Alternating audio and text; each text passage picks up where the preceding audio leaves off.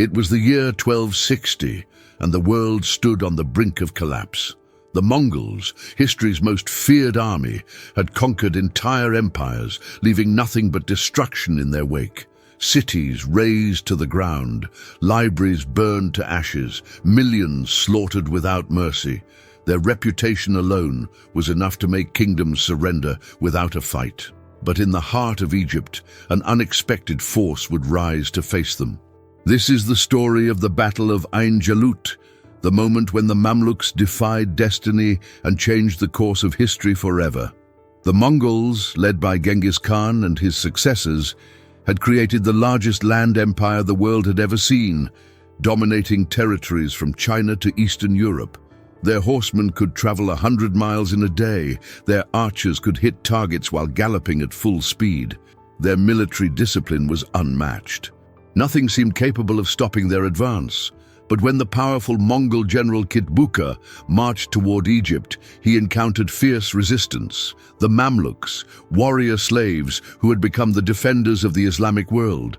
Men who had been taken from their homes as children, trained relentlessly in the art of war, and molded into the most elite fighting force in the Middle East. Ain Jalut wasn't just a battle. It was an epic confrontation between two civilizations, where the future of millions hung in the balance. On one side stood the seemingly invincible Mongol horde that had shattered empires. On the other, the last line of defense for a culture fighting for its very survival. If you love history and want to unravel the mysteries of the great empires, like this video, subscribe to the Medieval Archives channel and don't miss a single episode. Join us as we journey back to that fateful day in 1260 when the world held its breath, wondering if anything could stand against the Mongol storm.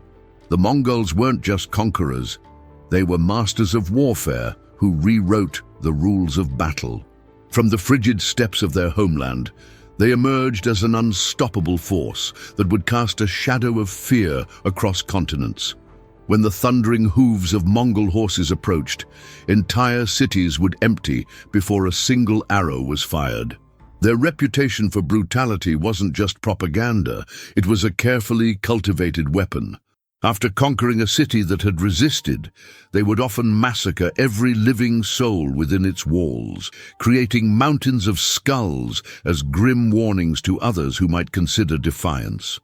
But their true genius lay in their military innovation.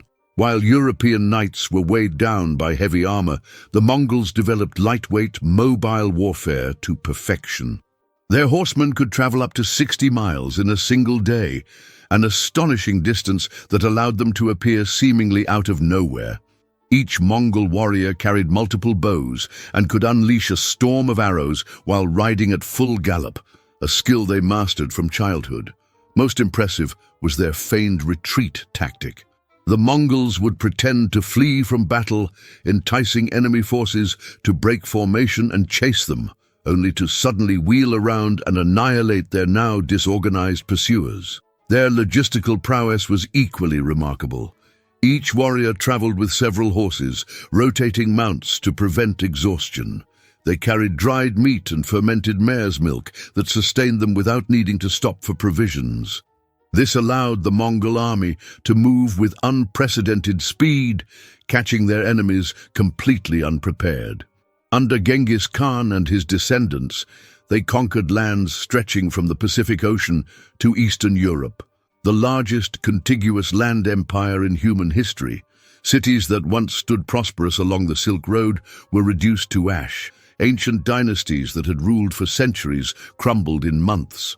Even the mighty Chinese Empire fell before them, as did the advanced Persian civilization. When Qutuz, one of the most feared Mongol generals, turned his gaze toward Egypt in 1260, the world held its breath.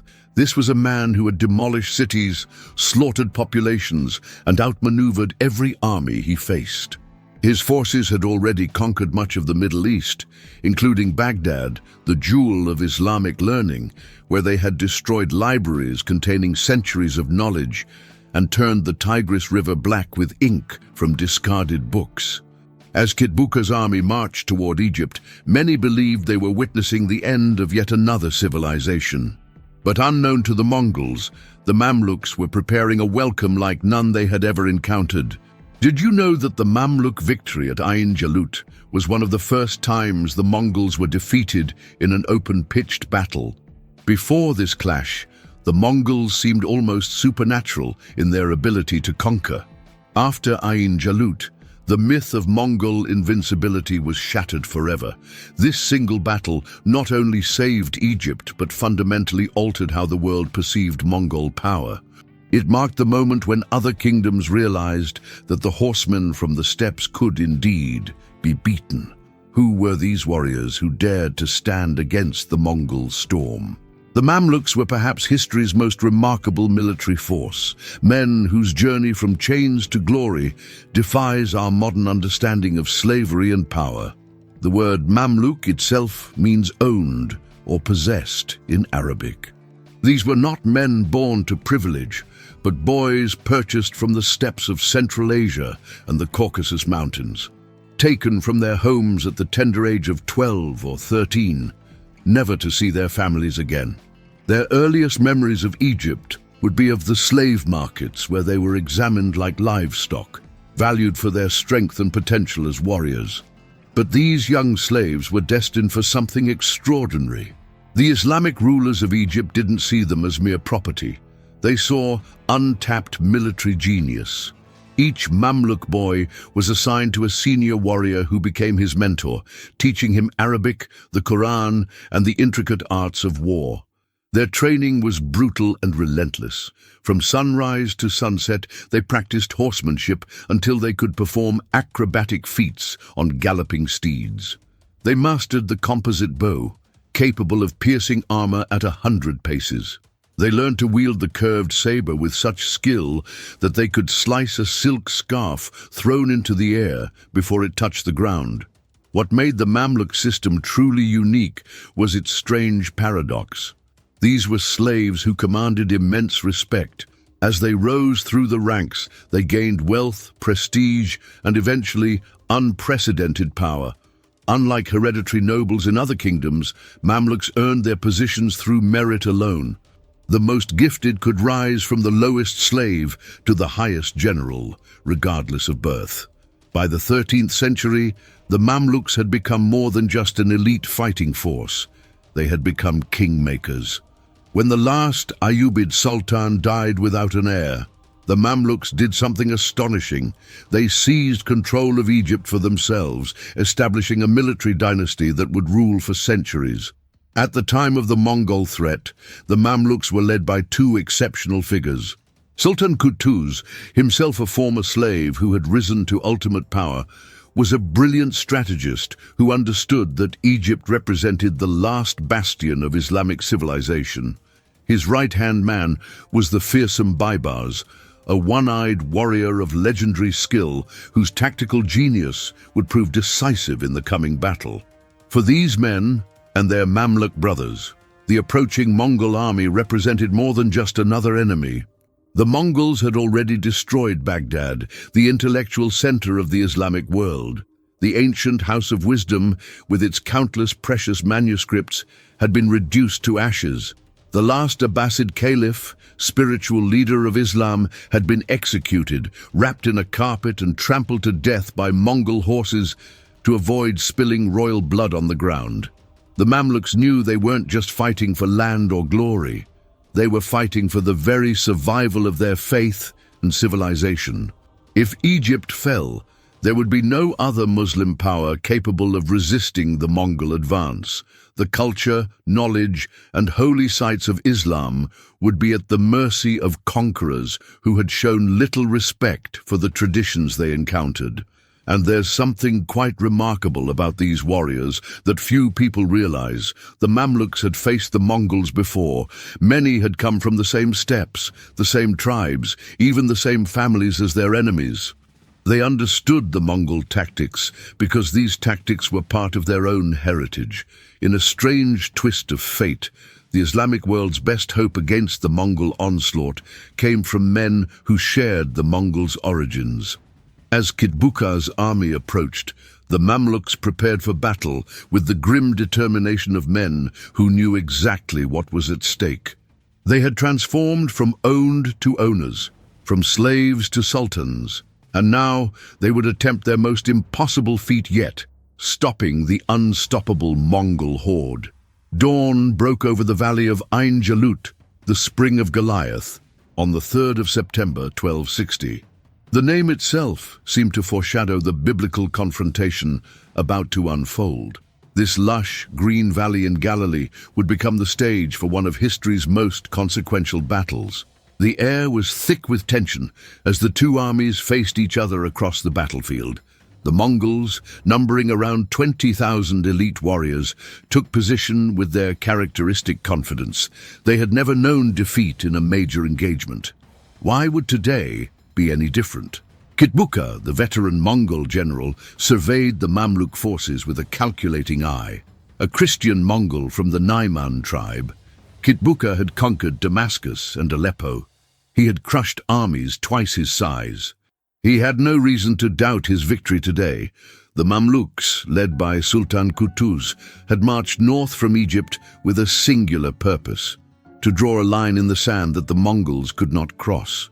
What made this confrontation particularly fascinating was that both sides were primarily horse archers, both masters of the same style of warfare. This would not be a clash of different military traditions, but rather of two forces using similar tactics with very different motivations. As the morning progressed, the Mamluks made the first move with an audacious plan. They had studied the Mongols carefully and decided to beat them at their own game. A small contingent of Mamluk horsemen rode forward, unleashing a volley of arrows at the Mongol lines, before suddenly turning and fleeing in apparent disorder. Kitbuka, seeing what appeared to be a retreating enemy, ordered his forces to pursue. This was standard Mongol procedure: run down fleeing enemies, give them no chance to regroup. The Mongol cavalry charged forward eagerly, sensing an easy victory. They had used this very tactic, the feigned retreat, to destroy countless armies across Asia and Europe. How ironic that they would now fall victim to it themselves. As the Mongols pursued the fleeing Mamluks deeper into the valley, something unexpected happened. From hidden positions in the rocky hills on both sides of the valley, thousands of Mamluk warriors suddenly emerged. The trap was sprung with devastating effect. Sultan Qutuz, in a moment of inspiring leadership, reportedly tore off his helmet so his men could see his face and cried out, "Wa Islama! Oh, my Islam!" reminding his warriors what they were fighting for. The Mamluks attacked with ferocious determination, closing in on the Mongols from all sides. What followed was not just a battle, but a slaughter. The Mongols, now surrounded and cut off from retreat, fought with their legendary bravery, but found themselves outnumbered and outmaneuvered. For perhaps the first time, they experienced the terror they had so often inflicted on others. As the day wore on, the Mongol forces were gradually worn down. Kitbuka, refusing to flee even as his army crumbled around him, continued fighting until his horse was cut down beneath him. The proud general was captured alive, a rare fate for a Mongol commander who would typically fight to the death. Brought before Sultan Qutuz, Kitbuka showed no fear.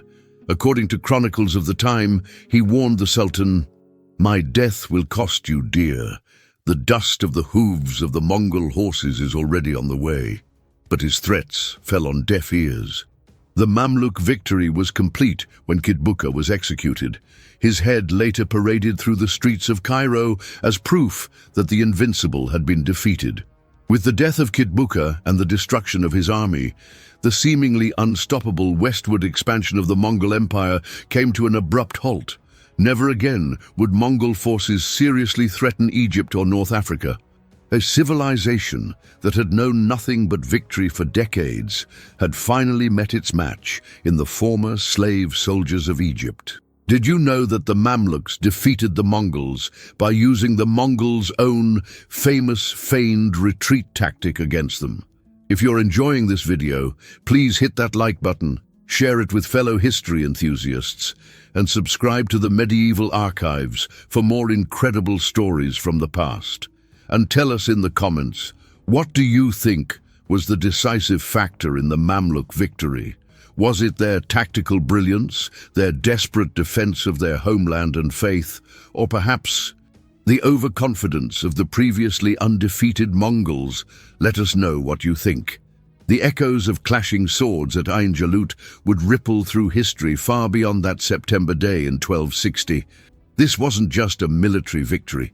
It was a pivotal moment that altered the course of civilizations and redrew the map of power across the medieval world. For the first time, the seemingly unstoppable Mongol advance had been decisively checked. The psychological impact was immense. The Mongols, who had relied on their reputation for invincibility almost as much as their military prowess, now faced a new reality. Their aura of supernatural power had been shattered. News of their defeat spread rapidly across trade routes and royal courts, giving hope to peoples who had lived in terror of the horsemen from the east. In the immediate aftermath, the Mongol forces retreated from Syria and Palestine. Hulagu Khan, the grandson of Genghis Khan, who had been campaigning in Persia, was forced to reconsider his Western ambitions. Though he vowed revenge for his general's defeat, the opportunity never truly materialized. Internal struggles within the vast Mongol Empire, including conflicts over succession, meant that they would never again muster the same concentrated force against Egypt or North Africa. This marked the beginning of the fragmentation of Mongol power in the Middle East. The Ilkhanate, the Mongol state established in Persia, would continue to exist, but would gradually adopt local customs, convert to Islam, and eventually be absorbed into the cultures they had once conquered. By 1335, less than a century after Ain Jalut, the Ilkhanate had dissolved completely. For the Mamluks, the victory transformed their position in the Islamic world. From being former slaves who had seized power in Egypt, they now stood as the saviors of Islamic civilization. Sultan Qutuz, however, would not long enjoy the fruits of his triumph. On the journey back to Cairo, he was assassinated by his ambitious general Baybars, the same commander who had played such a crucial role in the battle. Baybars ascended to the Sultanate and established a Mamluk dynasty that would rule Egypt and much of the Levant for over 2.5 centuries. Under Mamluk rule, Cairo became the undisputed center of the Islamic world, a glittering capital of art, science, and religious scholarship. The magnificent mosques and madrasas they built still stand today, testament to their wealth and power. Here's something fascinating about the Mamluk system that continued after Ain Jalut. Despite creating a dynasty, they never established a hereditary monarchy in the traditional sense. Even when a sultan's son inherited the throne, he was technically required to have been a Mamluk himself, purchased as a slave and trained in the military arts. Power remained largely in the hands of the military elite, creating a unique governmental system unlike any other in history. The battle's cultural impact extended far beyond politics. For the Islamic world, Ain Jalut became a symbol of resilience and divine favor. Poetry, chronicles, and religious works celebrated the victory as proof that God had not abandoned his faithful. The story of former slaves rising to defend Islam against seemingly overwhelming odds resonated deeply, creating a powerful narrative of redemption and destiny. The ripple effects of Ain Jalut shaped world history in ways that are still felt today. By preserving Egypt and Syria from Mongol conquest, the battle ensured these regions would remain predominantly Muslim rather than potentially following the path of the Ilkhanate Mongols, who initially promoted Buddhism and Christianity in their territories. The religious and cultural map of the Middle East might look very different today had the outcome at Ain Jalut been reversed. The battle also preserved Cairo as a center of Islamic learning at a time when Baghdad's great libraries had been destroyed. Scholars fleeing the Mongol advance found refuge in Mamluk territories, bringing precious manuscripts and knowledge that might otherwise have been lost. This concentration of intellectual capital helped fuel the scientific and artistic achievements of the Mamluk era. Perhaps most significantly, by stopping the Mongols at the gateway to Africa, the Battle of Ain Jalut effectively divided the known world into spheres of influence that would define geopolitics for centuries. The Mongols would continue to dominate much of Asia, while the Mamluks secured the southern Mediterranean and acted as gatekeepers between East and West. This division would shape trade routes, cultural exchange, and the spread of technologies in ways that continue to influence our world today. When we look at a modern map of the Middle East and North Africa, we are, in many ways, still seeing the consequences of that fateful day when former slaves stood against an empire and changed the course of history forever. If the Battle of Ain Jalut was the moment that changed history, then one man emerged from its dust and glory to become a legend in his own time. His name was Baybars, and his story reads like an epic tale of adventure, betrayal, and triumph that even the most imaginative storyteller could scarcely invent. Born somewhere in the windswept steppes of Central Asia, likely in modern-day Kazakhstan, Baybars began life as a fair-haired, blue-eyed Kipchak Turk. Fate dealt him a cruel hand when he was captured as a boy and thrust into the slave markets of Damascus. As merchants examined him, they noticed something unusual, a pale, cloudy defect in his right eye. Because of this imperfection, he was sold at a discount, seemingly destined for obscurity. But this one-eyed slave boy would defy all expectations. Within the Mamluk system, Baybars's natural military talents quickly became apparent. He rose through the ranks with astonishing speed, becoming a commander before the age of 30. His soldiers gave him the nickname Abu al-Futu, Father of Conquests, for his uncanny ability to achieve victory against overwhelming odds. At Ain Jalut, it was Baybars who commanded the vanguard of the Mamluk army. His brilliant execution of the feigned retreat tactic proved decisive, luring the Mongols into the trap that would seal their fate. The battle established his reputation as not just a brave warrior, but a military genius who could outthink the most feared army on earth. Yet Baybars' ambition extended beyond military glory. Shortly after the triumphant return from Ain Jalut, Sultan Qutuz was mysteriously assassinated while on a hunting expedition. Historical accounts differ on exactly what happened, but many point to Baybars as the orchestrator of this assassination. Some say he struck the killing blow himself, while others suggest he merely planned the deed. Within days, Baybars had claimed the throne for himself. As Sultan, Baybars transformed from brilliant general to one of history's most remarkable rulers. He launched a series of campaigns against the remaining Crusader states along the Mediterranean coast, capturing the mighty fortress of Arsuf in 1265 and the seemingly impregnable Crac des Chevaliers in 1271. These victories earned him the title Kahir al-Firanj, conqueror of the Franks, as he systematically dismantled European power in the Holy Land. But Baybars wasn't just a warrior, he was a visionary state builder. He established a sophisticated postal system with relay stations throughout his realm, creating a communication network so efficient that news could travel from Damascus to Cairo in just 4 days, an astonishing speed for the 13th century. This system doubled as an intelligence network, allowing him to stay informed about threats and opportunities across his vast domains. He revitalized Egypt's economy by restoring irrigation systems and rebuilding infrastructure damaged during years of warfare. His engineers constructed bridges, roads, and harbor facilities that facilitated trade and strengthened the realm. Recognizing the importance of religious legitimacy, he invited a surviving member of the Abbasid family to Cairo and established a shadow caliphate under Mamluk protection, positioning himself as the defender of Islam. Here's something fascinating about Baybars that few people know. He was a master of psychological warfare. He cultivated a network of spies so effective that enemies often surrendered without a fight, believing he already knew their weaknesses and plans.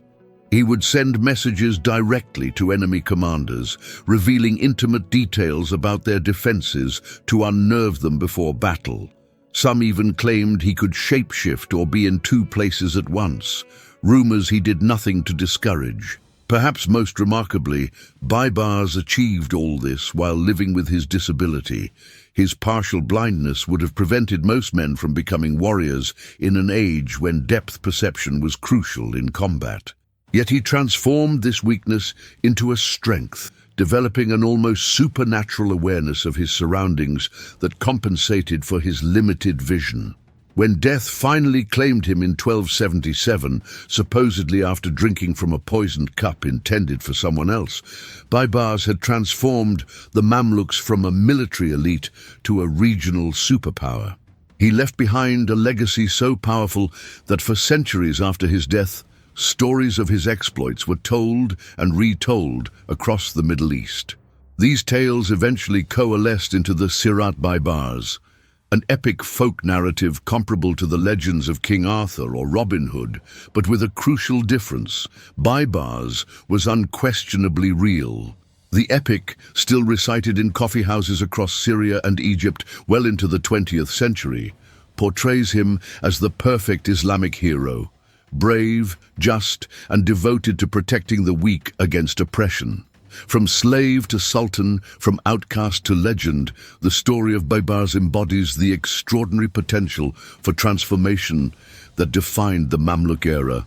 His life stands as testament to how courage, strategic brilliance, and unwavering determination can elevate a single individual to change the course of history. The one-eyed slave who stopped an empire remains, nearly 800 years later, a powerful symbol of how the unlikeliest heroes can emerge in humanity's darkest hours. The Battle of Ain Jalut was far more than a military confrontation. It was a decisive moment in history where the fate of entire civilizations hung in the balance.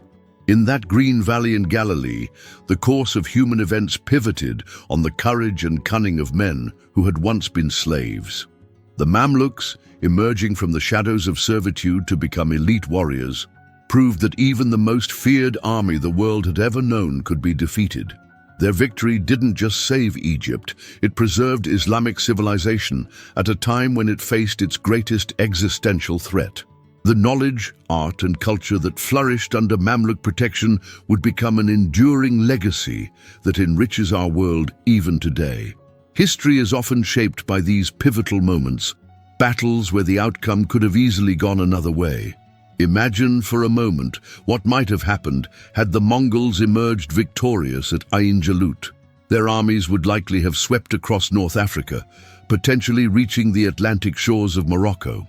The great centers of Islamic learning, Cairo, Tunis, Fez, might have suffered the same fate as Baghdad, with centuries of knowledge reduced to ash. European history too might have unfolded differently. With North Africa under Mongol control, southern Europe would have faced a powerful new threat across the Mediterranean. The Renaissance might have been delayed or taken a radically different form. The religious landscape of Africa and the Middle East would have been transformed, as the Mongols were known to favor Buddhism and Christianity in their early conquests before their later conversion to Islam. Perhaps most significantly, the technological and cultural exchange between East and West might have accelerated under a unified Mongol empire stretching from China to Morocco. Innovations like printing, gunpowder, and advanced mathematics might have spread more rapidly across this vast network. Would this have triggered an earlier industrial revolution? Would the age of exploration have begun from Mongol ports rather than European ones? We'll never know these answers with certainty, but what we do know is that on that September day in 1260, a force of former slaves stood against an empire and changed the course of history forever. The Battle of Ain Jalut reminds us that history is not predetermined. It is shaped by courage, strategy, and sometimes by the most unlikely heroes. What do you think would have happened if the Mongols had won at Ain Jalut? How different would our world be today? History is full of these fascinating turning points that invite us to imagine alternate paths humanity might have taken. If you enjoyed this exploration into one of history's most consequential yet often overlooked battles, please hit that like button and share this video with friends who appreciate how the past shapes our present. Subscribe to the Medieval Archives for more content that brings the Middle Ages to life in all their complex, dramatic glory. Turn on notifications so you never miss our weekly journeys into history's most fascinating stories. Until our next historical adventure, remember that history isn't just about dates and names, but about moments of incredible courage that changed the world forever. See you next time.